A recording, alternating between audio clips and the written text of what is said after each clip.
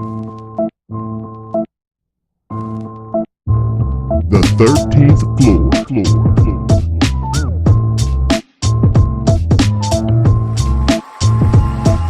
The 13th floor.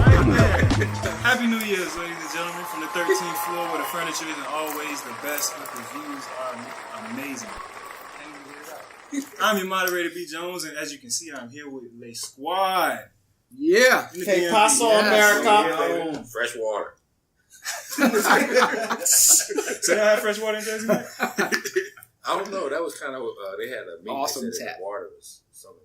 Good tapping wing. Hey, he's starting to be on that Flint water, boy. Better watch out. You're in North Jersey. This is very It true. was actually a conversation. They said, "What's the biggest thing that's going on?" They said, "Water." And so it's that bad. You have to cry about it. Yeah, it makes you feel sad. That explains my mom Real why tears, she's, ladies she's and all about Real water tears. now. That makes sense. I We love can go my close water. up. My water is important. Episode 100, man. We here in the new year. Yeah. What's going on, fellas? How y'all feel about it? Man, it's another day. You know, That's woke it? up. That's it. New year, man. Listen, there is. No. You missed episode 100. Yeah, no, that's great. No, I'm excited. Let's not get that twisted. We're talking about the new year. The new year is just another day that Keep the momentum. keep it going. But as far as this 100, this is big. This is a monumental thing that No doubt. you don't get to. People quit at 15. People quit at 20. People quit at 50. You hit 100. There's no stopping. Yeah, This right. is it. Right. People quit at, we couldn't edit that in time. So let's just forget it. It's too much work. Push through. We may have missed I think we backtracked. We may have missed 2 or 3 weeks total. Yeah. Like been out of sync Yeah. in 2 years, but still pushed through the 100. Baby, excited. You got to, man. You got to. We owe that to our listeners, man. Our loyal fans. We appreciate you being here through this 2-year process, man. Big From facts. Yes. day Yes. 1 up to episode 100, man. We here. First things first, fellas. We got to talk about last episode, man. I got to get you guys' take on the powder room, man. That was I really nice. enjoyed it, man. I think that the powder room made me laugh. It was funny. Was it I- funny because of inconsistencies and Well, no, there was a lot. There was a lot going back and forth, but just the way that they were bonding, them not being together all the time, and how they just cracking jokes, and you were kind of there awkwardly in the background. That's unexpected. Say so now. Hush your mouth to hear. Hush your mouth. But it was cool to see the power players and to see how our wives, played their kind of similar role in that mindset. And Wendy took over the whole thing, which is she went in and she was the voice. I actually love of that your process. wife's impersonation, like her voice, like how she was trying to impersonate the language. Or the accent. She goes in and out very quickly. in that, but Impersonate what she's- accent? What Her accent? accent, The Nigerian. Nigerian accent? Yeah. She How does has a it. Nigerian impersonate the Nigerian? No, I understand what you're saying. She doesn't talk in dialect consistently. Yeah. Oh, right. Okay. man. She's not impersonating you. So she was speaking her native tongue. And it was very awesome. No, it was real good. It was good. I think it flowed well. I think there were some points, and it definitely left some openings for more episodes, future episodes, because they were going deep. I was kind of let down that they didn't go about paternity. You started the paternity thing. I was like, go in, because I actually got 3 months off or a month off paternity, and I was like, she didn't say that, but she wanted to. But someone else jumped in and just kind of kept going, which is cool because it got stuck for a while. In the maternity, I was like, all right, we got you. You carry it. We got you going. We love you. I definitely enjoyed Chris's take with Nia about having the negotiation piece. Yeah, I that was never awesome. realized just how much that would have been a value to me being grown up. Like, okay, yeah, you could stay if you want to, but how are we going to make this a win-win for both of us? If you go do it, then what are you going to give? And I never looked at it from that perspective, and I thought that was clutch, and I feel like that's something I would want to incorporate with my children. When I have them. And shout out to Wendy. I hope you listen to Wendy. Shout out to Wendy. Wendy, You listen. know what I mean? Yeah. With the give your boy a break. I was like, lunch. Right He there. felt that in the heart. Right. I was like, See, finally somebody listening. Listen. So you guys heard it for the first time on that episode. I hear it all the time. You guys need to give Jay a break. Give Jay a break. And I'm always like, he brings it on himself. Yes. He opens the door. How does Nigerian impersonate? Yeah, man. But I think what was really cool was to just hear, like, you heard a lot of talk about them being mothers, right? Yeah, and what that experience is, and what the sacrifices, or let's say the deposits into what we do every day, right? Whether it be our 9 to 5s or getting into our gifts and our passions, just being on that same page and setting that expectation of, okay, well, what is it going to take for you to do this? Okay, so I can do this. And seeing that dynamic just happen, and like them almost being on the same page. That was a big thing for me because there was a crazy gel. Like, this is the first time they actually met. I mean, we had like a pre-production meeting or whatever, but for them to get on and just like segue and move and just flow throughout that whole process, you would have thought that they had been in talks, that they talk to each other when we're not talking to each other, right? Exactly. Right. But see, so here's my question about it, right? I'm sure there's nothing that they said on there that they haven't said to us. But on there, it was so calm and there was no emotion behind it, right? And it's almost like, okay, well, how do we get to that same place where we have a conversation like that, as opposed to there's so much tension and emotion put behind it that somebody starts shutting down. Right? Whether it be us or it be one of them that's shutting down.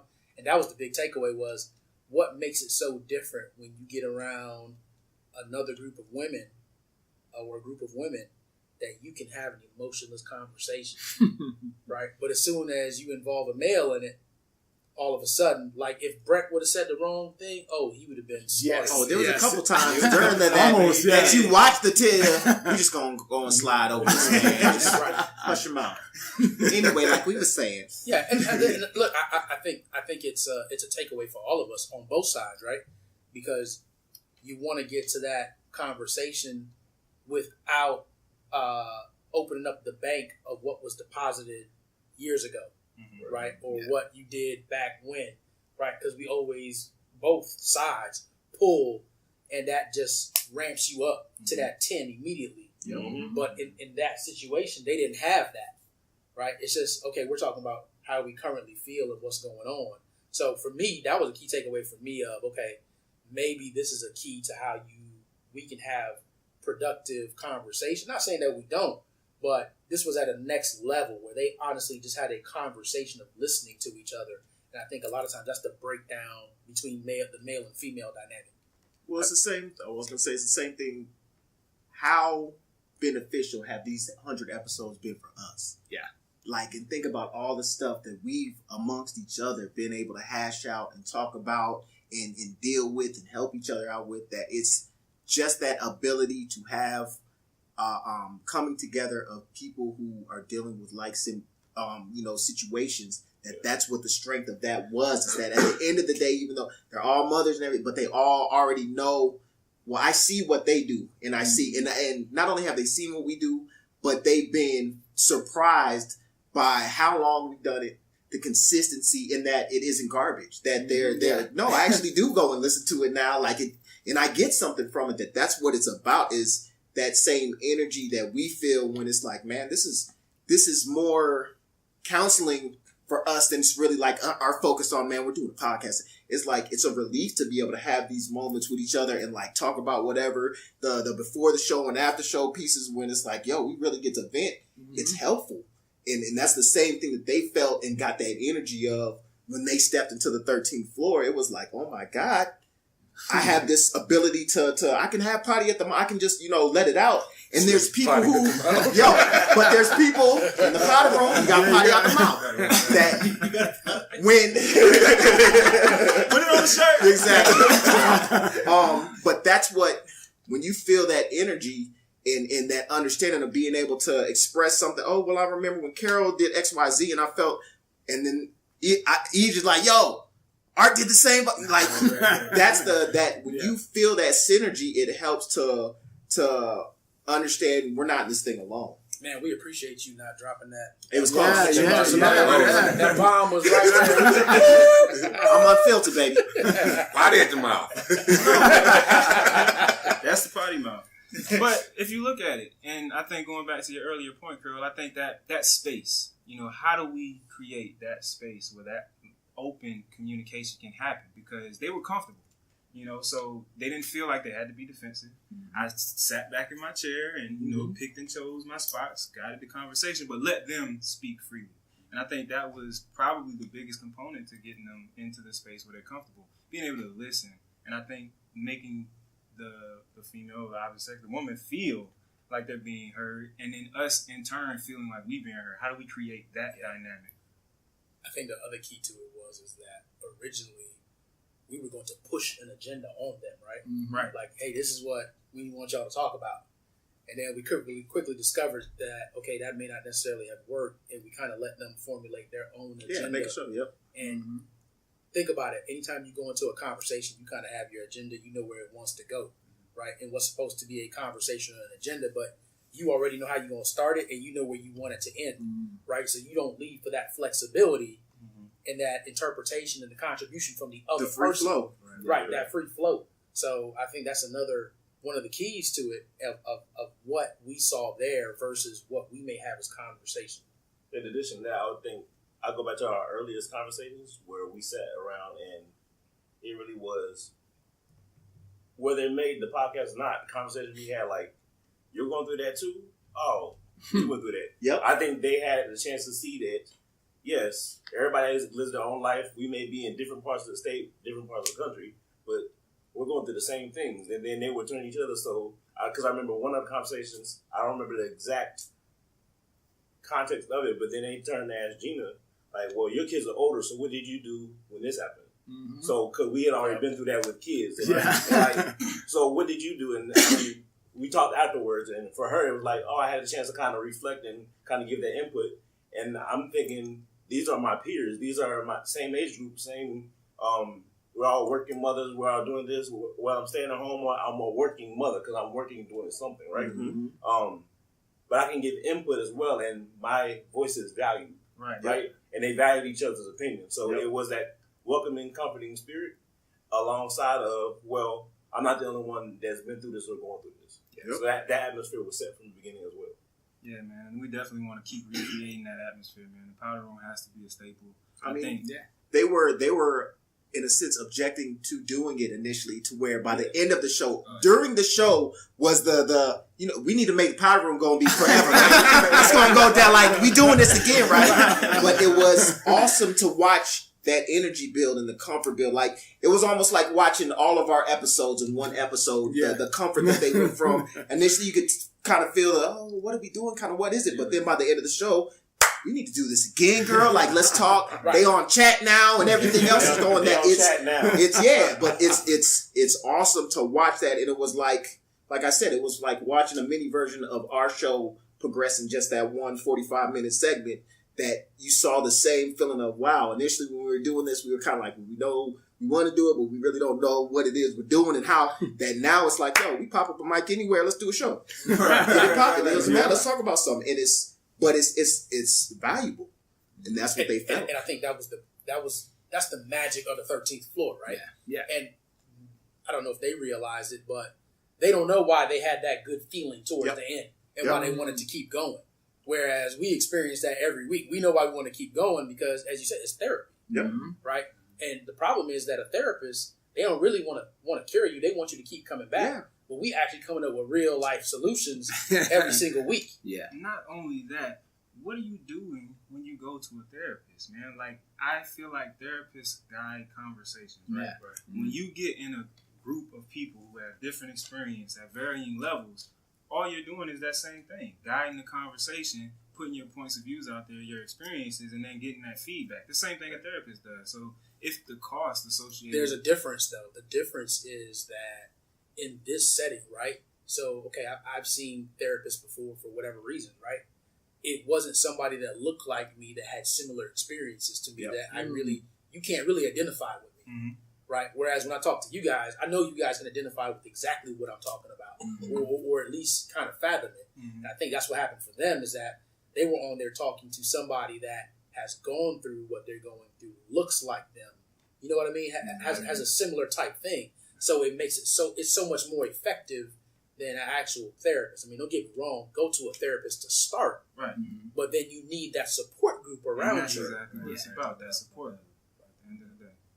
So definitely look forward to the powder room in the new year. We definitely gonna set that up probably once a month or whatever. And I think EJ is gonna be a major component of that, man. Yeah. She already got fans, but her energy is right on par with you. Yeah, no, she definitely is. Yeah. President. That was so crazy. So we into this new year, fellas, man, and the first thing people think about, new year, new you, these goals and everything, man. I want to get our take on how we are going to attack this new year from our perspective, and then it'll grow into the 13th floor. But what do we expect to get out of this new year individually? Like, being focused, trying not to look too far ahead, but taking one day at a time, each day getting better, focusing on the goals that you want to have, family, personal health, like we've been talking about all day, the green drinks and the vitamins and the you oil. go ahead and get on that stuff. Man. It's a visual thing. It's green. You're supposed to drink that. It's green. All I hear is eat it.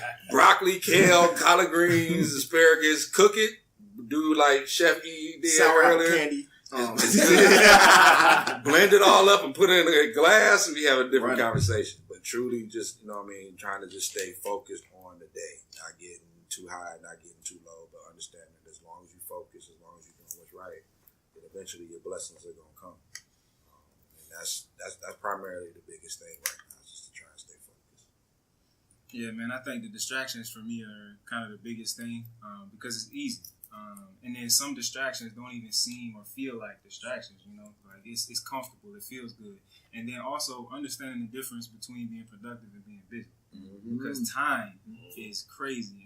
And a lot of what we're doing here with the 13th floor and all of our different ventures, what I'm doing outside of the 13th floor, time is of the essence. Like, it's so valuable and you cannot waste it. And so these distractions and that productive versus just being busy all the time, you got to really nail that down. And so for me, it's all about being productive, making the most out of every hour, minute, second of every day. Because otherwise, you just look back and it's like, damn, I could have been doing this, this, and this. And I'm sitting here playing around with Netflix.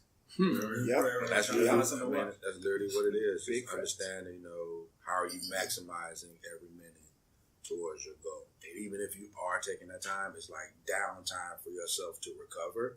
But it's not thinking like, okay, well, I'm doing this, or I'm being busy, or just wasting time, just doing nothing, just being unproductive. You got to use every minute as best as you can. And there's so many opportunities out here, man, that just will pass you by if you just make the wrong mistake, or just don't reach out to this person, or just forget to do this, or don't think to do that. So it's really important, man.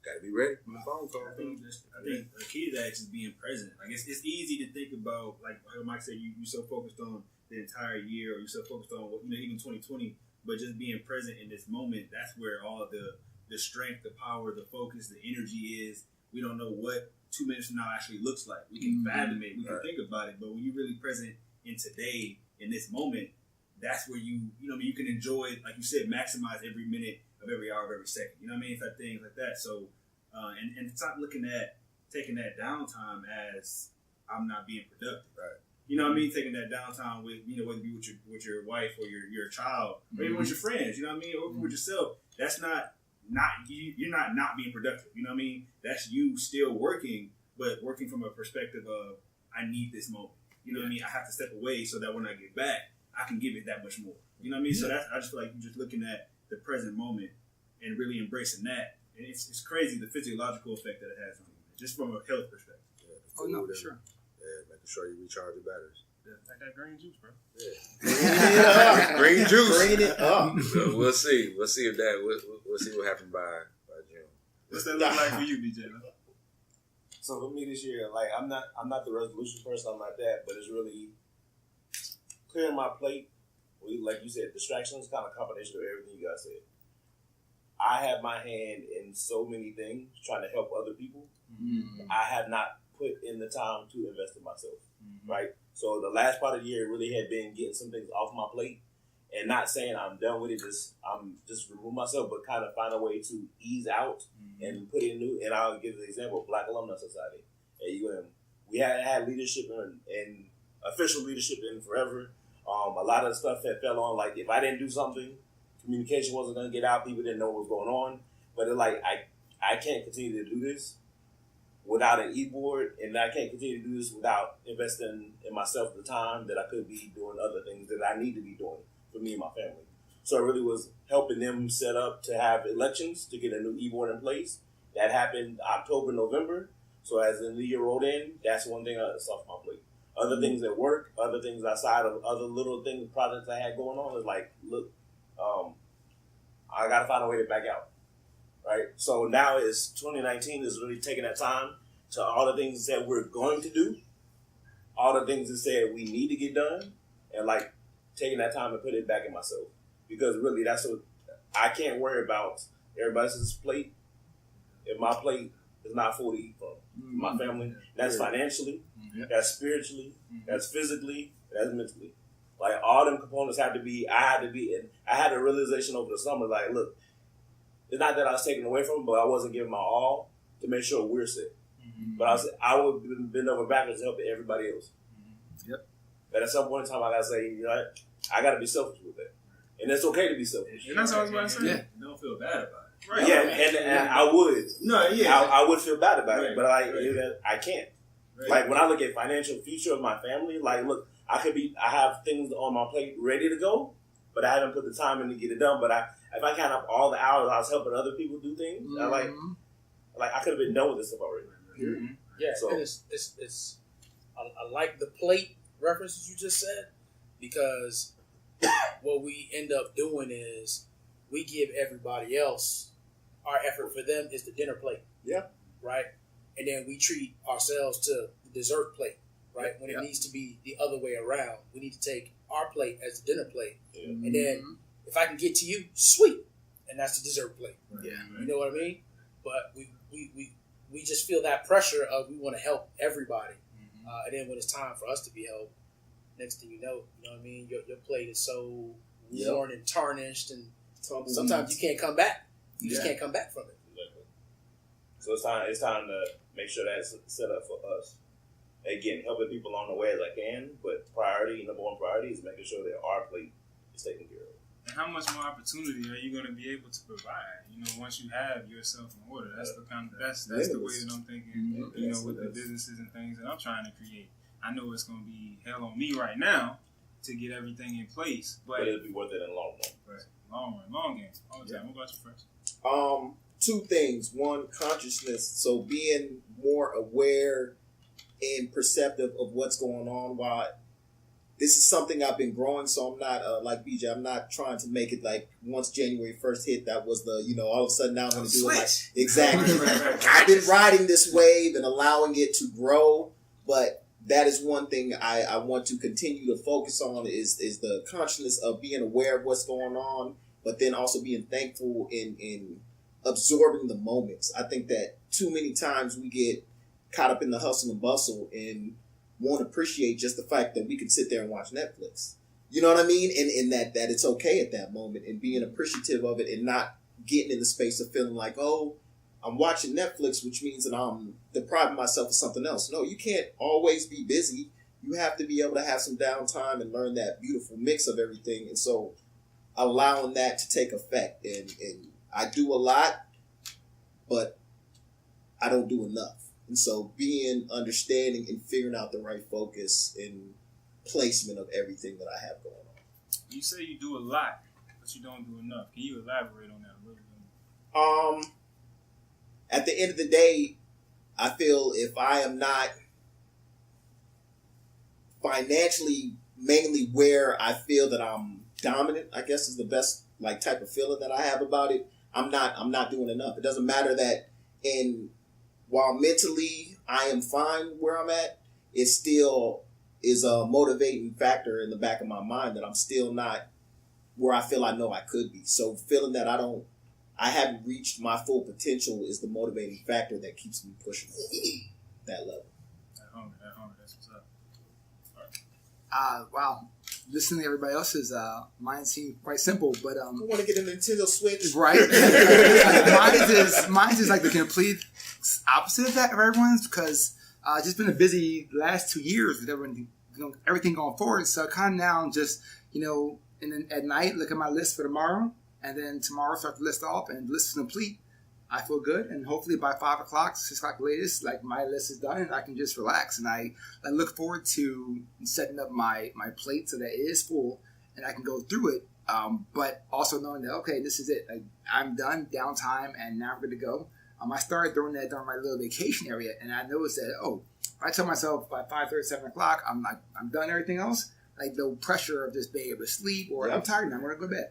And it's like cool, because I know that tomorrow it will be there. Yeah. And it's not always like, I got to finish it tonight. Like, no, it's cool. Like, almost everything you do will be there tomorrow. There's deadlines, but very rarely is it like, if it got to deadline, then that means you missed something up a week and a half ago. Right. So you should be able to go, I can do it tomorrow and knock it out because I have the time to do it. So that's what I'm going to focus on this year, is just, taking care of the list and getting the chance early in advance to do it. It sounds like the exact same as everybody else said, man. Just really focusing on, what you got to do. Because, all of us are grinders. All of us go after it, right? Mm-hmm. So focusing on what it you got to do, but at the same time, not beating yourself up when you take that time for yourself. Yeah. You know what I mean? Just really focusing on right now and allowing right now to prepare you for tomorrow.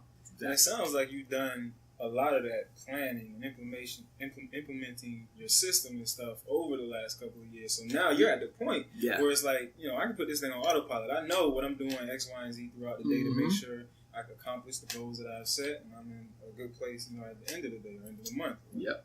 Exactly what it is. A big part of that, honestly, is what I heard you is what the realization I had a couple years ago. Even though I didn't get to the point where I was done by 5, 6 o'clock, but when I got home from work, that stopped. From that time until the time they went to bed was my kids' time and family time. Yeah. And then I would pick back up and work all night. But to get past that phase, you're set yourself up where you can be done with this, and then family time or rest time, personal relaxation, whatever that form that takes, and then or just go to sleep, whatever that means. But that is important because everybody that's sitting around who has kids know that they need us there too. They need us present. And with everything going on in the world today, even much more so after they get home after school, to debrief on everything that happened that day, because there's some things that are happening. The kids just want you to say what happened at school today. They don't want to tell you unless they're being asked, because they may be intimidated. The kids just want to be asked, so what are you thinking about school? Talk to me about it. Let's go for a ride and talk. I've been to start doing one at a time. Just talk to me about your week, talk to me about your day, whatever the case may be. I think somebody told me, I remember who it was, they were like, actually the two boys were close together, they were like, you have to make sure you give them one-on-one time because they remember that time with just you. And it's great to have it together and you guys are bonding as brothers or brother and sister or however it may be, but when they have one-on-one time with their parent, it's like they remember that and they can open up as them instead of being as us. And I was like, I want to do that now. It's pretty cool. So I've been doing it now with the boys. They're super young, but he still gets But that's when those are the moments that become infused in your mind. You don't stay as focused on group situations as you do of personal situations where it was you and somebody and they touched you in that moment. No R. Kelly, but that they touched you as far as, emotionally or that is really what pushes the needle, right? Those are the moments that become impressions that you build off of later, that become that strength, and that wow, I do have a support system in somebody past myself that I know is there for me. I can talk about anything, and I have that open door with. I remember when the kids would come home, I would give them appointments. So everybody knew Michael knew his was Tuesday, Destiny was Wednesday, and Yasmin was Friday. But you knew when you got home, like regardless if you're working on a project, whatever support you need, you absolutely have this hour and a half block that you can do whatever you need to do with me during that time. Help with homework, we could talk, we can do whatever, but you knew that was your time. To a point where they got to the point like, okay, I'm going to take Tuesday if you take my Wednesday. Swapping out shit. Right. But that's so good, though. That's so powerful. You're setting that business mind state. But I say the different pieces that are piled on to just it's not just about the one-on-one time with daddy, it's the time management skills now that they are able to put together. Like, we got means. Now I'm negotiating with my brother and sister, which helps. Now the dialogue between the siblings is a better dialogue because we know how to talk to each other and not fight about like, yo, you gonna be here at it? No. Hey, will you change this for that? Okay, perfect. Let's do it. And they had Daddy Now cards. So it's an index card that, regardless of what it was, you can use that card. But I don't care. The trump what you're card. doing, It was a Daddy, trump card. Right now, I need it, and I will give a signature. So you only got so many times a month. Your signature, you already use your daddy now. Now you got to wait until you get your appointment. But other than that, That's you need awesome. right now. That's awesome. Right now. Definitely Take notes, America. Right? Take notes. Daddy now, put on t-shirts. We got t-shirts. Wow.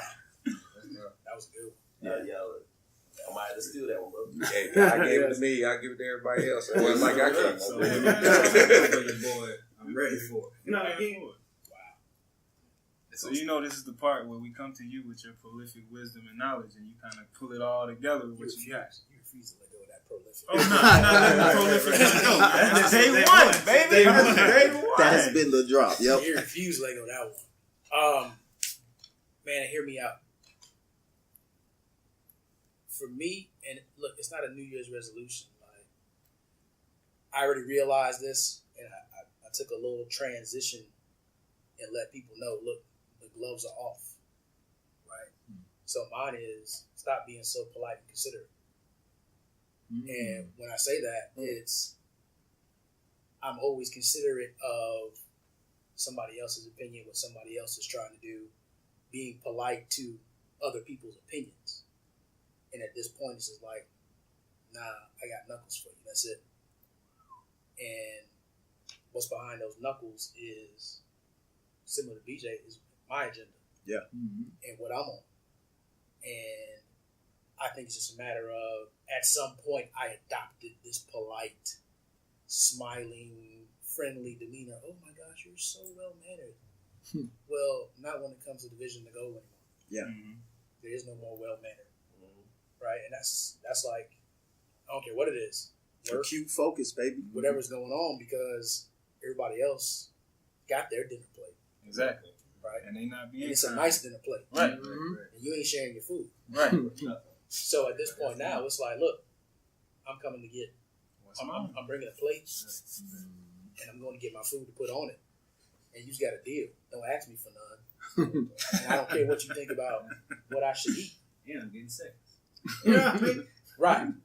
You know what I'm saying? Smell good, don't it? I'm waiting for leftovers. Yeah. So at this point, it's like I was talking to somebody, and they said when they found out, I was having a child, they were just like, I was going to have a son, Asher. They were just like, oh my gosh, I don't know how that child's going to handle that level of intensity. And I was like, intensity? What are you talking about? So just recently, I followed up on that. Right, this is 2 years ago. Actually, 2. So I followed back. Hey, when you said Carol intensity, like, what does that mean? She's like, oh, everything you did, there was a level of urgency, there was intention, and it had to get done now. It had to get done. And I was just like, ooh. Like, and as I think back, like, During that time when Asher was coming. no. At that point of his life, where he was. Yeah. Right. From her That's experience. what they thought, Mm-hmm. I was going to be with Asher, right? Okay. And obviously, that's a different dynamic, right? Mm-hmm. We got to get to that level of where he understands that. Mhm. But for everybody else, okay, game on. Yeah. I've been operating not as who I am for the sake of everybody else being comfortable. Right? But meanwhile, now I got to think about long-term comfort for me and my people. Mm-hmm. You see what I mean? Yep. So that's why I say, okay, it's coming. And if you haven't been paying attention, the signs have been put out there, and now it's time to go. So that's where it is. Look, intention and urgency, because look, we don't know if we're gonna see 2020. It's true. Right? Might So not see what you tomorrow. gonna leave? What you gonna leave for your families this year? If you're not gonna be here next year, and you got to think that way. So for me, it's this year is okay. You know what, Carol? You don't have 2020, so it can't wait. Yeah, that's good. That's good. Your first point you made, I think you hit the point of someone who had just retired. Like, you're gonna get me as I am now. I don't have to put on a show for you. I don't care what your opinion is. Why do we wait for that? Why do we wait for retirement to do Right, that? but that's the mindset that they had when you retire. You're like, okay, like the old man in the car. Like, I'm an old man now. I don't care. I'm gonna do what I want, and I don't care if you're upset about it. Like, I know what my focus, my thought is, and did I accomplish the goal? Perfect. That's all that matters. Yeah, and right now we stress ourselves so much because we worried about, how are they going to perceive this? Look, it is what it is. Yeah, exactly. So I want to dive in on that part because in the spaces that I'm finding myself operating in, the people that I'm dealing with have that, and they got it a little bit earlier than I feel like I got it. And I mean, they're older in age, but they have it. How do we build that? You know what I'm saying? How do we give that to somebody to start honing in on? Because I think it's very important, that confidence and ability to go after your goal, go out there and get what you want to get on your terms. Now, I mean, in business, you got to negotiate. You know, you got to bring something to the table and acquire whatever. But it starts with believing, I believe, in what you're doing and what you're bringing to the table. How do we get that into the people that we talk to? I think it's empowerment. Like, you either have to put them in spaces to be successful, and you have to continually encourage them when they fail. That I have high expectations for you to be successful. So as long as you're pushing that, if their mindset is they lack the confidence, they'll begin to say, why do you keep pushing me? Because I see something in you that you need to see in yourself. You can't really make them, but eventually it will get to be a point that, you know what, like everybody else was doubting me, but I continually start to hear your voice of saying, no, keep pushing, keep pushing, keep pushing. And then eventually they'll get there. You do it with the kids from birth. Like I always tell them, like, it's okay to be great. Because oftentimes you get to a point where people fear being successful. Exactly. Because you don't want to have the limelight of being in that space where everybody, like, it's okay. It is okay for people to say you are the greatest of all time. Be that. And in doing that, you get a piece about yourself, and it's all self-confidence. But I think the other part, you have to introduce the other part too, right? Where you can attempt to be great and fail, and that's fine. Yeah. Right? Because I think that's what ultimately it is with that confidence piece is you fear whatever not going well. You fear that failure. You fear that loss. Yeah. Right? So, and then you end up spending a whole lot of time in reflection about perfection. Yes. And that's not where we need to be. Like, people put pressure on themselves. Oh, this is going to be my year. This is my year. It's been one year for every year. Every year is going to be your year, right? And that's because you put yourself in this mindset of this is going to be the best year of my life. But what if it's supposed to be your decade? Yeah. And you ain't planning for it. Yeah. Right? Yeah. So even if you get to the finish line or to the checkpoint of this race, which is the end of the year, what do you do when you realize, oh, shoot, I got more to run? And I ain't trained for that. Dive in, baby. Yeah, you got to dive in. But you got to train for it with this segment here. I'm going to murder this segment, right? This is preparing me for it. And prepare me for whatever it is. I'm going to run this segment like it's the hardest one. Right. And then it's going to get easier As you go down. You definitely can't leave last year with all the lessons you went through and you learned last year. You can't leave that and go into this year and think that you can't, that you're gonna just continue to run the race. Like, you got to continue to take what you did in the past and, like you said, that checkpoint and just run with it. But I think as an individual, to get to that point, I feel like you got to get, for lack of a better term, you got to get mad. Like, you can't. I feel like so many times we don't get to that point where we're unapologetic and we're pressing forward and we're going for it all because at some level we're content with where we are. Like, we're not truly unsatisfied with being where we are. And as long as you have some level of content with being where you are, you're going to stay there. As long as you see, like where you are as an option, you're not going to leave. That's just my philosophy on it. So I feel like you got to get to a point where this is not it. Like, I don't burn the boats, as as the guru would say. Like, this is no longer an option for me. I have to get to that spot. Enjoy being uncomfortable. Right. Like, enjoy that. Being Yes. uncomfortable. Like, pushing that needle and understanding that complacency and being, oh man, well, I make good money. And, while I don't love my job, I know that the check is steady and I'm here.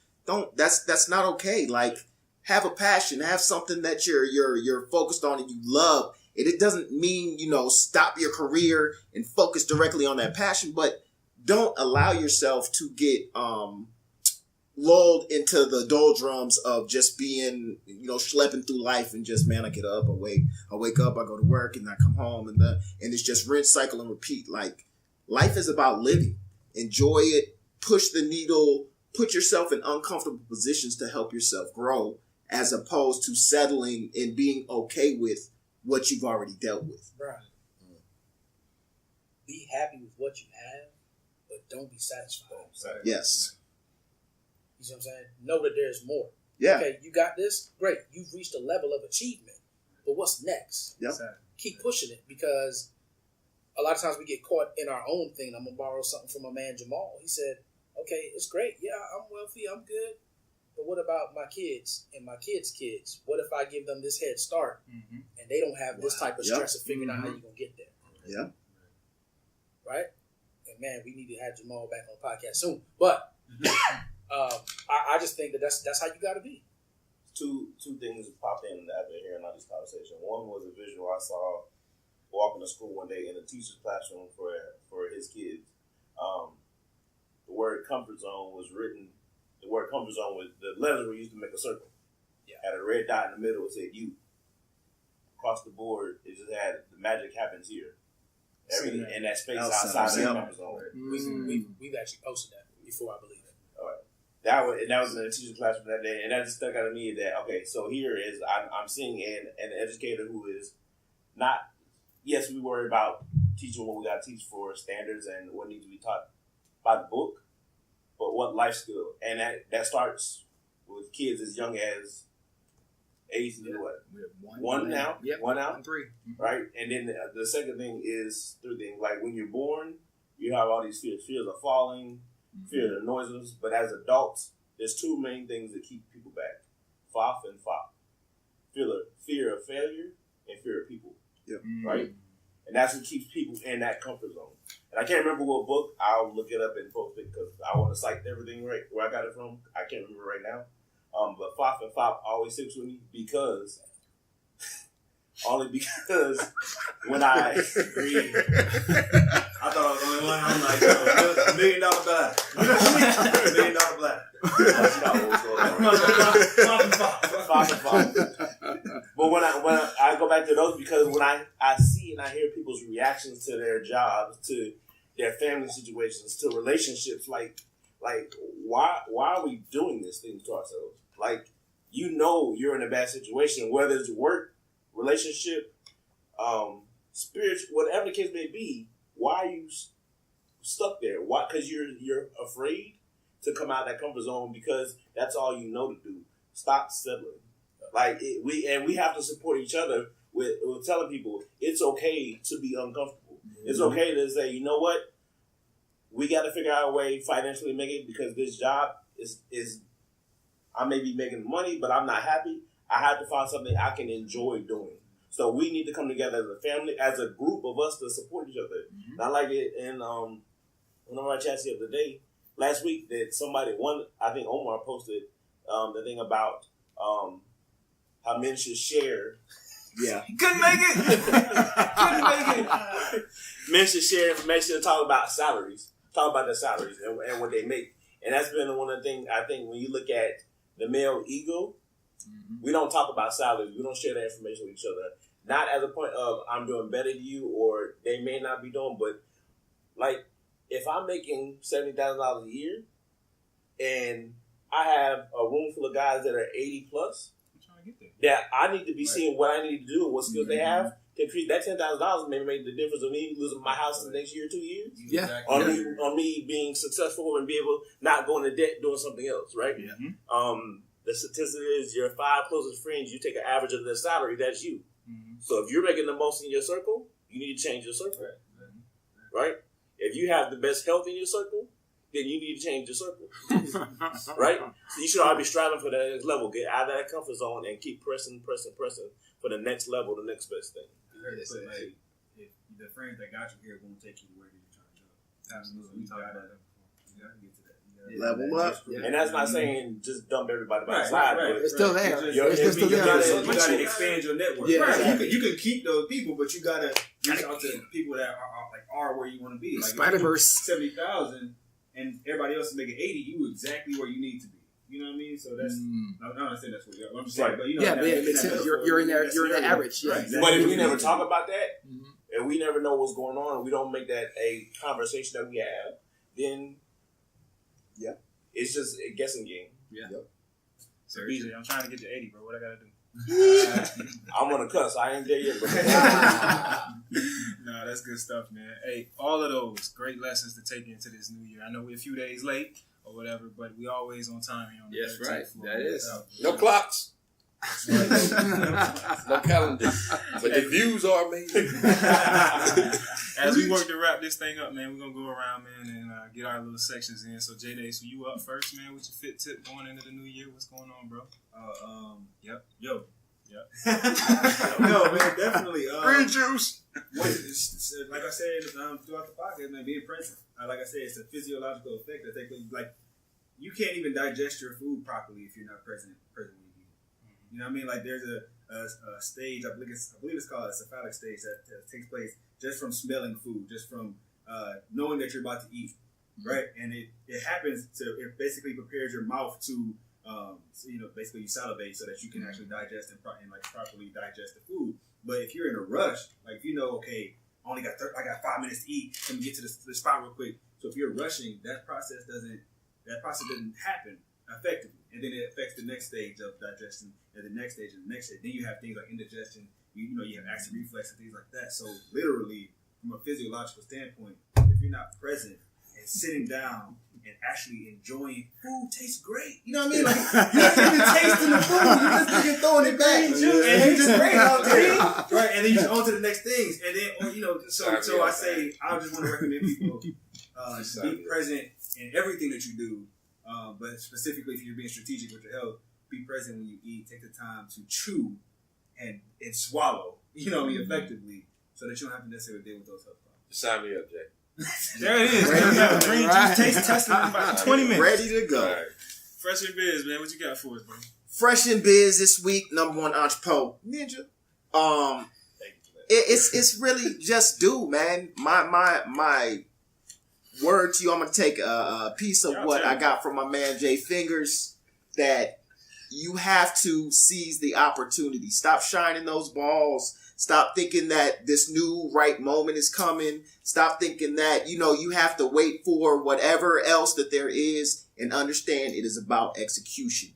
Go out there and do, recycle once you go and do, and figure out if we waited until we felt that it was perfect to do the podcast, we'd be on episode 3. So it's about saying, you know what? I was the biggest champion of, man, we just got to do it. I don't care. Just do it. Just go. We just need to do it, and we'll figure it out. We'll refine it as we go. But the fact that we made the first step is how we got to 100. And that's what everybody needs to do. This year, Fresh and Biz, let it be known to do. Nike is the slogan. Just do it. Let's get it. Fresh and Biz, Entrepreneur Ninja. There it is. Arts Corner, man. It's been a minute. What we got? It has been a minute. And jump up in the shot. Oh, am I? So the people, Okay. Stand up. Let them see all. I know, right? First, I started off with Happy J5. J5 to all my bros that are out there. It's monumental. It is today. You'll get yours later on, no worries.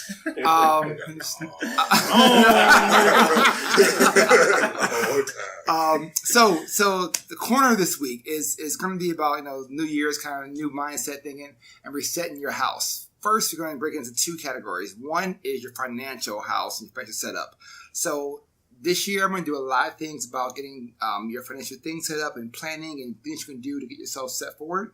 But starting off with just understanding where you are. A lot of people don't know what they've gotten. You got to write all this down. Write down what you owe. Write down what you don't owe. Write down your interest rates. Write down every single thing you have. It will take some work. It's not going to be a 5-minute thing.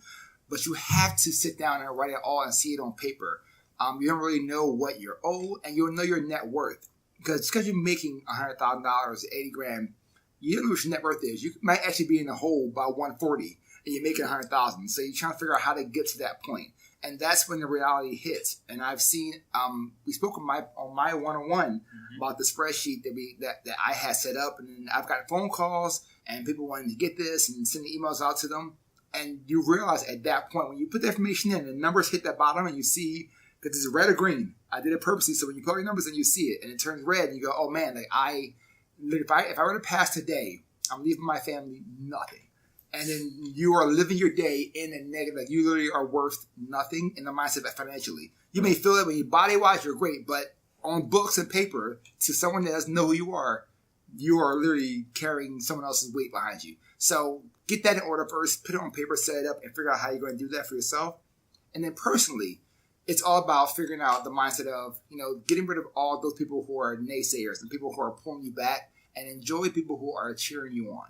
They're pushing you from behind and telling you you're doing the right thing and, keep moving. You may get one of those a week and you may have 45 people saying that it's bad. Hone in on that one, because that one person saw something in you, and how we brought it in earlier, that one person can help you get past all those barriers, and you go on to the next person. Now that 1 turns to 4, and that 4 turns to 15.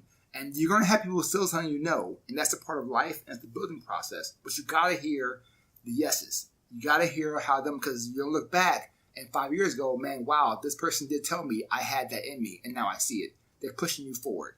So you got those 2 things to do this year, now to start off the year and moving the right way. Financially, take care of yourselves on your books, and then personally, make sure you're hearing what you want to hear, and you're honing in on the positive mindset to move forward. Yeah, I'm going to actually get that spreadsheet for you. I want to see what nothing looks like at the beginning of the year, so I can see what I turn it into. There you go. There you go. And think about that. And this spreadsheet is an active spreadsheet. It's a living spreadsheet. Do I put it in there and go, I'll come back to it later on? Like, there's numbers you put in. When you send a check into whomever you use, your credit card or student loan, maybe you go in and you update it. It's because you want to see, because I broke down payments for student loans. You literally know how many months you have left until it's over. So they tell you the number you want, but you get to see the actual, like, I have 4 months and 5 days until this is paid off. And granted, the interest rate might change a little bit, but you at least know you have the goal in line. So you put an extra $100 in there, you see how that affects later on. So it's all about that. It's really it's a living document. 4 months. That's amazing. Yeah. Congrats. We're going to have a party for that. Yeah. I'm not there yet. I got some time to go. You wouldn't, this side of my DNA is hurting. Bring down that word. She's not getting rid of that. That'd be good. Man, before we get up out of here, ladies and gentlemen, if you've been with us, you already know where we at, man. SoundCloud, Vimeo, YouTube, iTunes, Google Play. If this is your first podcast or your first after your powder room experience, stay connected with us. Get with us on social media at 13th Floor, please, all over the social media platform. And let us know what you think. Give us your comments, shows, suggestions, anything. Let us know your favorite piece of the show, and we'll definitely incorporate that in there. Coach K, take us on, baby. Wrap up.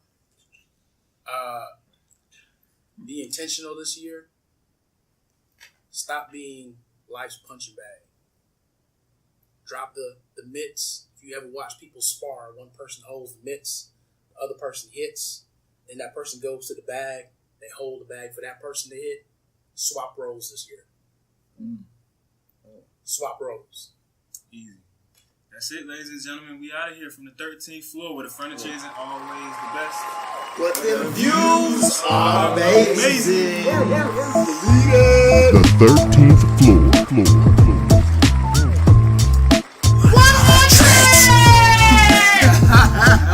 The 13th floor.